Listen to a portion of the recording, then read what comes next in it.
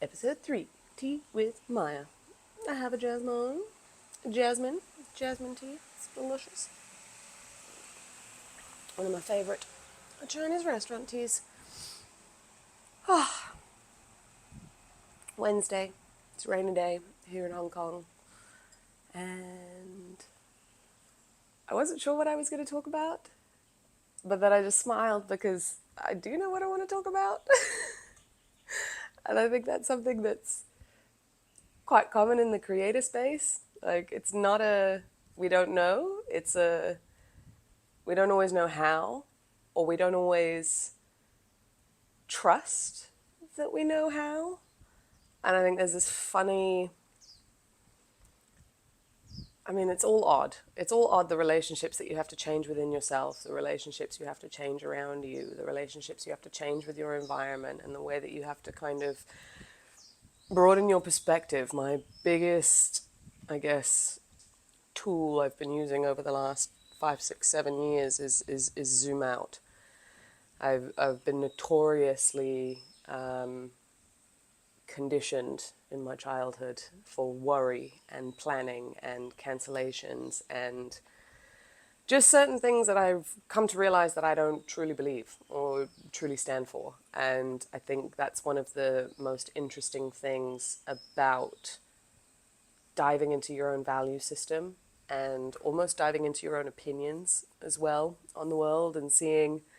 I think it was Jordan Peterson that had a beautiful kind of analogy for it, where he was like, I always want to make sure that I'm standing on the pavement when I'm speaking about my values or my opinion. I don't want to feel like I'm standing on a manhole cover. And I think with the amount of disinformation, I think AI is only going to make this worse, because I can already see people using it as fucking Google, and no matter what comes back, they don't even question the response. They're just like, oh, it's a robot, it would know. Fact. And I think that's the biggest problem that's been coming through. I was even having a chat with my sister yesterday, and she was sort of cautioning me a little bit again with the building of the AI, as some of these bigger creators have come forward and said, don't use AI, don't use it for this, don't. And I said to her, I was like, yeah, but it annoys me that most of the creators that are saying don't use AI, they're talking to the stupid idiots that still seem to think that you can push one button and everything will be magically done for you. That's what I feel anyway. I feel like they're talking to the people that still rock up to their courses or rock up to their world and assume that if they get given an AI prompt or they get given a good enough software, one software is going to do all things for them at a push of a button, where they don't have to engage brain. And I was kind of explaining a little bit more to my sister about the sidekicks that I've been developing, because I've been in a few different worlds. I've been in the modeling and the event industry, where using my Instagram profile was my portfolio. That's how I got clients. That's how I got booked. That's how I showcased that I was busy, so that agents would want to find me and work with me. Same thing as building a personal brand. Same thing as building a business anyway, right? It's just, that's your little billboard. It's available 24/7. Anybody can land on it. It can be tagged. It's your shop front. When I then shifted into building the marketing agency, I was using it as my own personal page just to post a little bit. I wasn't using it to really push the agency.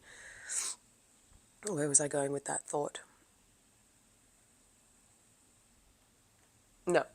When I was building the agency, this now comes out of it being my personal account and now working with clients. All right? The biggest crux of a lot of our work with clients was, again, they hire an agency and they think we're going to do all the work for them, but we are not the experts in your field.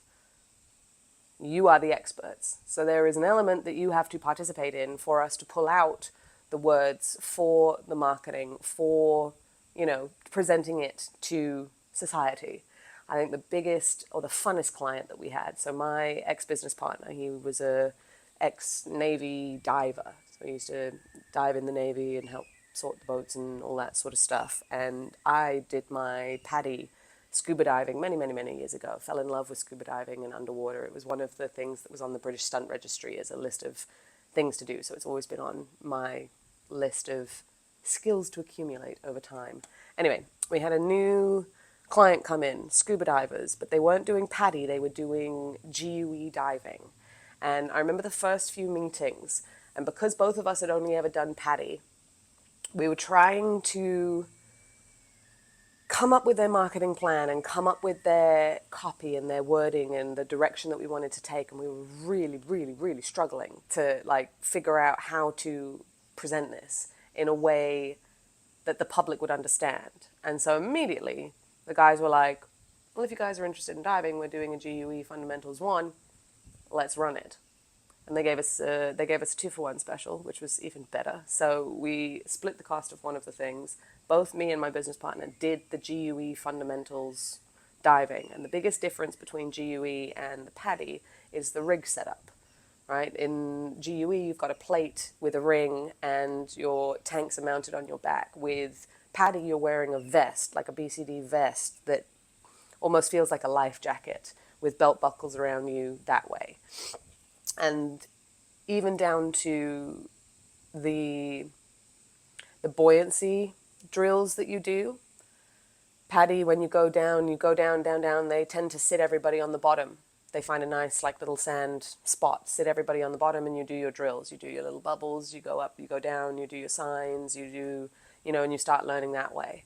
With GUE, it is a lot more cave diving and wreck diving, which means you are learning to hover in the water with your legs kind of kicked up, and the way that you move your fins to maneuver in those positions are very different from just, flapping about and going for a little swim. I kind of equate PADI diving to more aquarium tourist diving and GUE diving to more precision wreck cave diving, right? You're, again, learning to maneuver into these little tiny holes and then, learn to maneuver back without actually moving too much and without panicking.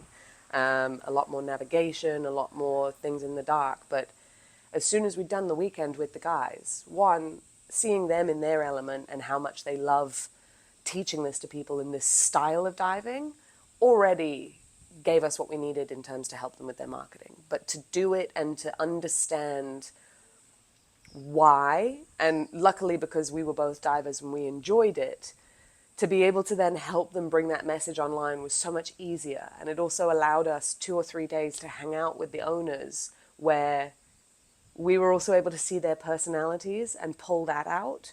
And I think that's been my biggest thing, no matter where I've been. So after coming out like this, the spine injury knocked me off my feet when I was 25. I just qualified to be a personal trainer. I was coming out of the events and the modeling industry.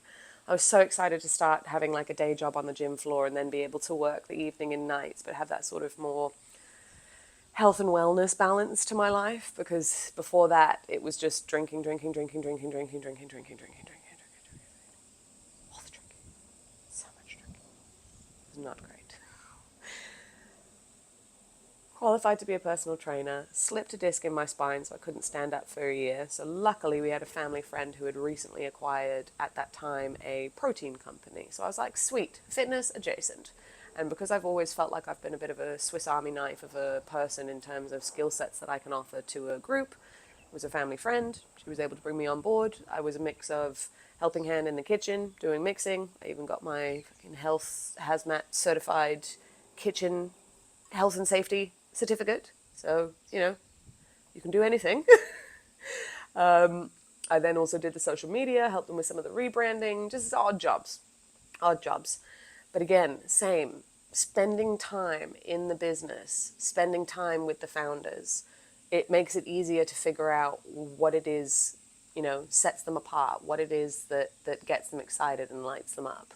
And then when I moved into F45, as soon as I was able to stand up for more than 45 minutes, the business protein business was a friend of Mum's, and I struggled with that for a while. Shame. She meant well, but no, wrong team. F45, I got on the gym floor and I naturally started to take videos. I've always been a natural of telling stories, I feel now, coming through. And connecting the dots looking backwards. But I started taking the videos and putting them up on the social media, and I started taking responsibility for the Instagram page. I think I was only there for about a year and a half, maybe, with the current owner before I left, with the old owner, sorry. And I then took on a role to do the social media, and I think I hadn't quite realized what the storytelling was doing to the gym. One of the other head trainers was on sales, and we started to get more foot traffic. And then I also realized that there were other F45 members around Asia that were watching our stories to see what was happening on the next day with the circuits or anything, because they are all programmed from headquarters. So the exercises and the days are all the same. We ended up having like more story views than we even had followers on the account, and that we even had members for in the gym. And it was when things like that started to click and we were getting more walk-ins and more inquiries, and when I realized that by telling the story and showing the behind the scenes of the community and of the group, and the personal jokes and the camaraderie and the silliness of what was happening inside, made people come in from different areas of Hong Kong. And if you know Hong Kong, you know people do not travel out of their little zones. Like 20 minutes to travel, it's far. Like that's the max. You start pushing yourself out of your zones, or if you live and work in Central, you don't go and train in Quarry Bay.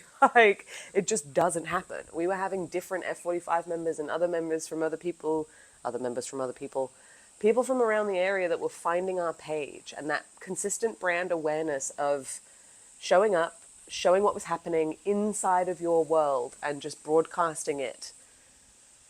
It was quite incredible. I hadn't quite pegged because and then I left just before I guess I solidified what was going on. But so alcohol industry, protein, F45. Everything's in my life always kind of has a in tandem, or I've been doing and both at the same time. I think that's why I found it very difficult sometimes to tell my story. But I had met my business partner through one of the other ladies who worked at the protein company. He was setting up a fitness and wellness directory in Hong Kong. He was a videographer. And so we'd met, and he wasn't able to bring me on with any sort of salary or any sort of income at the time. So I said, we'll stay in touch. You know, if I can bring you on for different projects and other things, great. If I can come and help at certain things, great. But until then, pay rent, work, I need a job. Can't just do it on thanks. So we always stayed in touch. I ended up getting him to come in and film some of the videos for F45 with the trainers and with the owner. Fucking hilarious. We had the biggest member party turnout because we've been doing some of these ridiculous videos and getting in some different challenges, and it was just so much fun. I think that's where a lot of people, I feel, unfortunately put this annoying filter in front of them where they're like the marketing, the sales, the this, like it's not fun. They put this big ick over it. And I just remember how much silliness and how much laughter and how much fun we were having filming these little clips and filming these little reels for these guys, and then telling the story and posting them, and Devin was helping with that. But yeah, I don't know. Marketing can be fun. That's the whole point. Like, you're supposed to be having fun in your business. You're supposed to be having fun with your clients. You're supposed to be then just having a little window into the interwebs to be able to see that. And for the people that go, oh, that looks like my kind of fun, to then jump in and join. Like, I really think too many people are overcomplicating this. Anyway, it was really fun to tell those stories. And once I left F45, I think that was when I realized what I was actually doing. I ended up moving to Mindful Wing Chun. I was teaching kids Wing Chun, kids martial arts. And then the deal was that in the other time when the classes weren't happening, because it was a full-time job, I would be helping them develop their social media. That was what I had been enjoying doing at F45, and that was what I wanted to do for them as well. So, annoyingly, started that job, they were micromanaging every fucking detail. Everything I was posting was wrong. Everything I was doing was wrong. Everything I was attempting to spend time doing research or marketing on, no, wrong. Okay, fine. So, luckily, the head of the kids section was struggling with the Asian parents in terms of signing kids up for activities, and then after a few months, them just expecting to be graded. And if you've ever lived in Asia, and if you've ever taught taught in Asia. It's a lot of part of the culture. It's like, yes, but we pay you money. It's like, why is my child not getting an A? It's like, because your child is a shit, and they are not listening, and they can't do it. So I can't, in the good of my heart, grade them for something that they cannot do because they're not listening. So me and Chris, the head of the kids department, he was like, I want to develop textbooks and like some sort of stamping system so that they have to collect the stamps in order to grade when the gradings come up every quarter or every 4 to 6 months or whatever it was, so that the parents are aware and that they also have almost like a little homework book to go home and practice. Because again, something like martial arts, especially with Wing Chun, and I mean, again, kids a little bit different, but they were doing a lot of the internal Wing Chun, the internal training, and it's very slow, it's very calm, it takes a lot of time, it takes a lot of patience, it takes a lot of being in your body. And for a kid to come in once a week for a 45-minute session, or maybe even twice a week for a 45-minute session, you've got them for an hour and a half max, in terms of imparting your wisdom on them. And then by the time they come back to you next week, they've been at school, they've been at the parents, they've unlearned everything. And so sometimes it feels like pushing a boulder up a hill that's never, going to make it to the top. But they love it, and we needed to find that interim thing. So I spent then the year that I was with them designing and developing their grading systems and their kids' workbooks. Once that project was done, and I'd asked them if I could go back into doing the marketing and stuff, they were like, no, we'd rather have you on sales. I was like, well, if no one knows to walk in, why would you put me on sales? Also, why would you put the new white girl on sales that is only 2, 3, 4 years into a Wing Chun journey, when you've got fucking tanks that are working here, that are head sifus, that have been on this journey and that have fallen in love with the martial arts for 20 plus years? I don't think a financial guy wants to talk to me about the Wing Chun. I think they want to talk to them. And again, looking back now at all these different scenarios, it's very interesting to see like where people, I guess, stop themselves from allowing that influx to come. And then it's very easy to sit there and go, oh, nobody's paying attention, or oh, nobody's coming, or nobody's finding us. And it's like, yeah, you're not really telling them what you do or helping them find you. Oh, it's crazy. But I think for me, the biggest thing, because, okay, so F45, Mindful Wing Chun. So then it was at Mindful Wing Chun, as that crossover happened and I realized that I wasn't going to be helping them with their marketing and they wanted something else. That's when my internal ping was like, all right, next job. You can see in my LinkedIn CV, I think I did freelance. I was freelance and working for myself out of high school for like 11 years. And then I got my spine injury and it's like employment. And it's like pertilicious. A year or 9 months or something. 9, 11 months. F45, 11 something months. Wing Chun, 11 something months. Man, I don't know how people do it. I think I said it in one of my other morning teas this week. I don't know how people do the Groundhog Day every day, over and over again. Again, good. If that's your life and you love it, great. I'm just not built that way, and it's written all over my face when I don't want to be somewhere. So it was very quickly that I was going to need to be looking for another role. I knew that I wasn't wanting to be a long-term kids instructor. I felt I'd learnt the lessons that I'd needed to learn, and man, teaching kids is gut punch. I come from adults, and adults are one thing. Like, it's one thing if you're a bit of a shitty instructor in front of adults. They'll kind of, keep quiet, be a bit polite, and carry on. Especially at F45, there's only so much you can do. But kids, if you're not entertaining them, and you're not, like, commanding the room and commanding the space, they just, they don't care. It was crazy. I remember taking my first class. I was freaking mortified. I was like bright red. I was shaking. It was chaos. Came back into the office and my mentor and coach, he's like, what I'm going to need you to do is go home and watch season 1 of Caesar Milan. How to Train Your Dogs. And I'm so grateful for my time in F45 and Wing Chun. Like that putting myself in positions where I had to stand in front of groups of people and speak was massive for me. At high school, I remember even in my English oral exam, I burst into tears. I couldn't even get through it because of just the fear of speaking. It was a one-on-one fucking exam. This wasn't even in front of a class. I had visceral, like, full body, go red, piping hot, shaking, sweaty palms, like, this is going to kill you if you do this type feels. I used to take off, I used to pretend to be sick on days when I knew I had to present in class.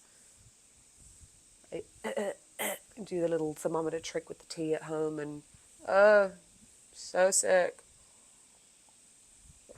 Calculated on the days where I knew it was my turn to do a presentation, because those only came round every one of however many months. Actively avoiding the hard things. And when I went and taught kids, so F45 was the first, do it through a shaky voice. By the end of that year, it's amazing what you can, again, you just got to do it, right? You just got to do it until your body realizes that when you speak in front of people or speak in front of the camera like this, that you're not actually going to die. Like, you will survive, and you come back and carry on. It doesn't get better. Like, it's just the reps that you've got to keep doing. But moving into the teaching of the kids was a whole nother, because there's so many of them. And if one of them is a little shit and decides to go on his own fucking route, some of them follow. If you don't have them paying attention, and to have that command, to have that energy, it's a different level of energy that you've got to bring to a class as well.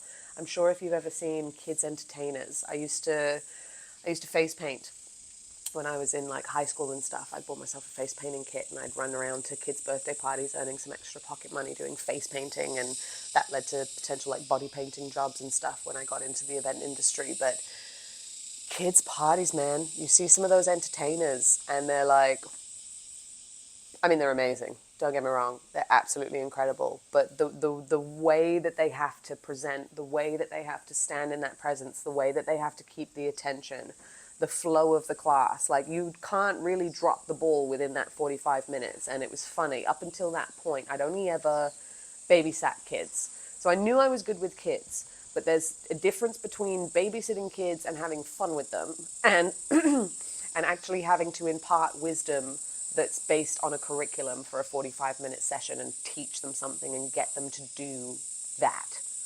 Those are two very different things. I was the best babysitter. I just remember my time with my kids. Some of the kids would get to the point where the kids would request me, so parents would be able to have more nights out. That was always fun. Like, the kids would actually say, Mom, when are you guys going out? So Maja can come babysit.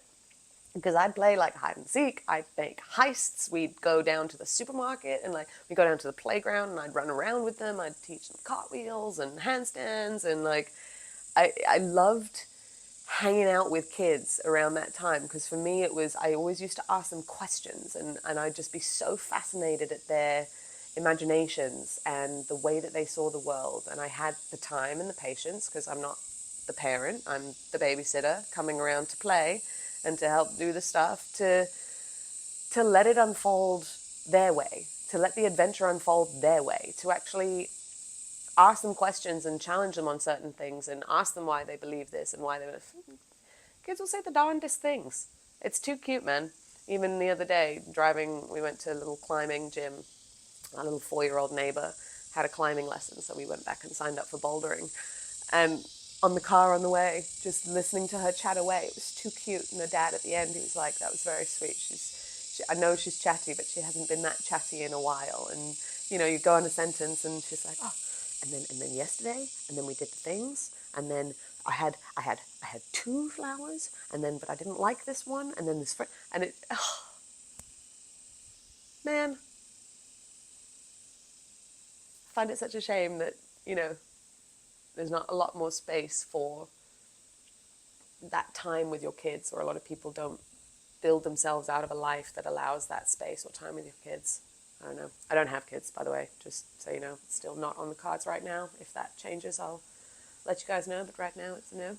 I am one of 4 children, so I do have siblings. But yeah, no, I think the whole... I guess I wanted to bring it back to having fun with the marketing, and again, I guess tying in with the kids and what they see. I've always felt like that has been my role within a business or within a company or wherever I've worked. because I enjoy it and because I wanted to do the job. Because again, I've always said to myself, if you hate the job, go be a waitress. You can do that because at least that's fun. Even if it's the same thing, it's different people. You get to know the staff. There's a system. There's a routine. You can find your groove. Like it was when I was moved into London, I got a job as a receptionist on a gym box. It was brilliant. I could clock in, clock out. I had no other responsibilities. I had a gym membership and I was able to use my free time to sort out some of my own stuff and get back into my art and my painting. And I think I've always reminded myself, it's like it's not worth it to be so miserable in a job for the sake of an end goal.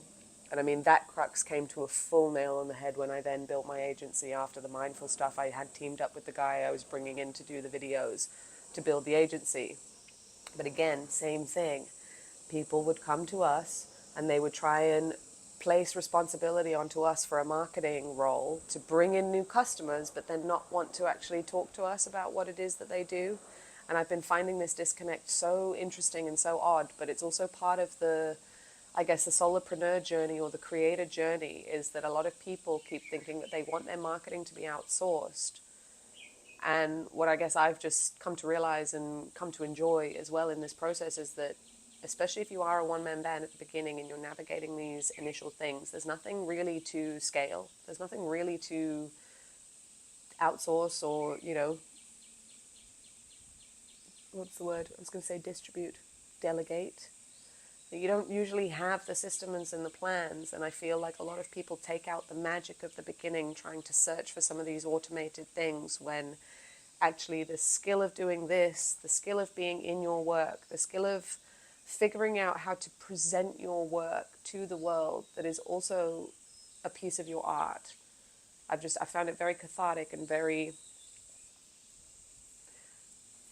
magical because it unfolds, I think, by doing certain things yourself. Like, of course, if you have the budget and you have the other things in your life and you know that you're able to outsource this part, great. But when you're still in it and you still haven't fully developed your thing or what it is you actually want to do, the thinking of the delegation of this part should be last on your list.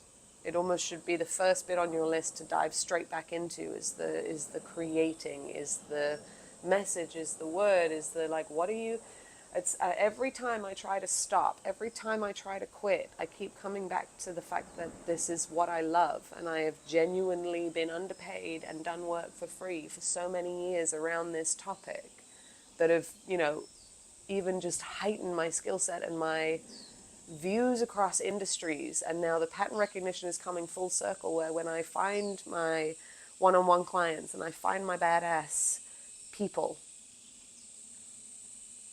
I want to be able to help, but I also refuse to do the work for them, because I also don't want to turn myself back into a new form of agency. This is why I call myself a wing woman, and this is why my sidekicks have come into fruition. And coming back to the beginning of the conversation where I was explaining to my sister about the people that want to just outsource their AI, their marketing, and outsource their message to something else and have it done and don't want to pay attention to it. These are the people that are going to suffer moving forward. Because the only differentiation now, because of everything that's happened with AI, is going to be your personal stories, your personal perspectives, your personal values, your personal philosophies, and your insights into what's happening on a day-to-day basis that nobody else can see and nobody else can write for you. So the bots that I've developed, and actually Virtual Maja is going to come online today, tomorrow, 2 bots, Lumi, Luma. Lumi is programmed to help you dissect your offers, but they're programmed not to tell you what to do. They're programmed to pull your experience and pull what has happened in your life and then mix it up into something that can be either a free lead magnet, all the, $9, $50, $100, $40, $100, $500, all the way up to like a 10K mastermind offer. Because the robots have the knowledge of the pattern recognition, of the business things, of the funnels, of all of that, but they do not have the knowledge of your skill set, your perspective, and what is fun for you and what lights you up. And something that I've noticed with my clients over the last few years is the crux of getting them to a point where they are excited to share their message is my biggest job. So they have to read the offer and get excited, and they have to understand kind of the ecosystem of what we're building out so that they can tell people about it. Because that's another thing. You get somebody who writes your offer, or you write this offer thinking, oh yeah, I can just charge, 1,500 whatever for this and that and da da da, and a mouthful of word salad, and you're like, I don't really believe it. I don't really feel it. And if you don't feel it, your audience is not going to feel it. And I think there's also that discrepancy between where you are, where you know you want to be, and where you know you could be, but also where your nervous system is going, is that real? Or is that for me? Or is it just for me to stay here? Or can I have that? And so the way we tackle that is just by doing a stepping stone. Like when you start charging people, you want to charge them, say you want to charge them $1,000 for your sessions. And at the moment you're only charging 200. All right, so there's a discrepancy. But usually they come to me at the point where the 200 is pissing them off because they know they're more valuable than that, but they've refused to change their price. But they know that this price is making them doubt the ask or making them doubt the sale. So what do? We do a hop, skip, and a jump. You've already sold it at that. So what's the next stretch price? Let's build the offer around that. Let's build the copy. Let's build the marketing. There's the next stretch price. And then we move forward. As soon as you got one person through the door on that, increase it by $50, increase it by $100, $200. Or if it's a cohort or if it's a workshop or something that you're running, run it once at the stretch price. Next month, run it again. Raise it up. Like, beat your numbers, raise it up. Like, I think that's also where the fear comes into for the leap. And so instead of feeling like everything has to be this massive leap, how do we make little stepping stones for you? How do we put the breadcrumbs into place where it's just a matter of, okay, now let's just action this. And we know that the next time it comes around, it's going to go up. And then we know by this time next year, you'll be operating at this level. Because you're putting in the reps, we're in the direction. Now your job is to just have as much fun as you can within it and have as much fun with the clients that you pull in. And then the rest will do the work for you. I'm not very good at drinking my tea while I'm talking.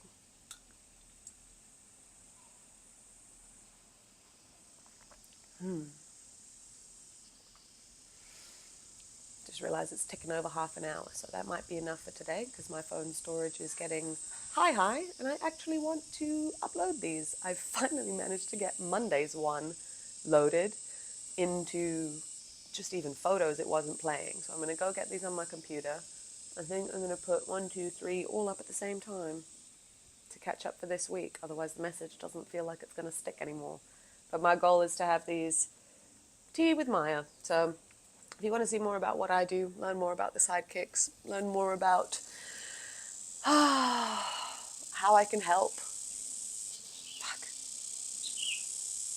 And the right people show up, it's amazing.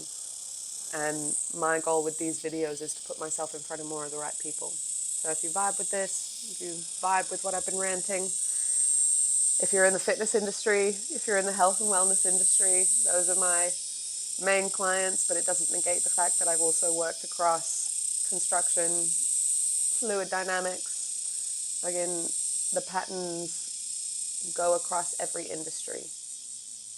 And I think that's what's been fun now, pulling together. Have fun telling your story. Have fun geeking out on what you geek out on. Get excited to share what you're doing.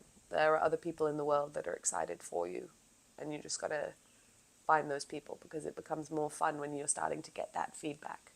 But in order to get that reaction, you have to start putting out your own frequency that matches that, not the, oh, let me tell you today about, this service that I have for, and it might be costing this price, but don't you worry, it's worth it. So in fact, the people that know it's worth it, know it's worth it. The people that are looking for a problem to be solved will gladly hand you over their money if they've heard the right things and they know that they can trust you to do it. And for God's sake, do what you say that you do. I think the that gets me with the AI crap and all of this stuff is that it's the lack of engaged brain. There is a human being on the other side of your offer that is paying you money. And if you sneak them out of it by half-assing a fucking PDF for $7 and going and running ads to it and just churning out shit, well, that karma will come back to you. I truly believe it. And I truly believe that if you're watching this and you've got to this part, you don't want to peddle shit. You want to peddle something that's meaningful. But that also takes time. And so that's the difference between making sure that you're also sorted with now money versus building for the future. Because if you can't play the long game with this, you're already shooting yourself in the foot. And I think that might be for tomorrow's topic. Ching!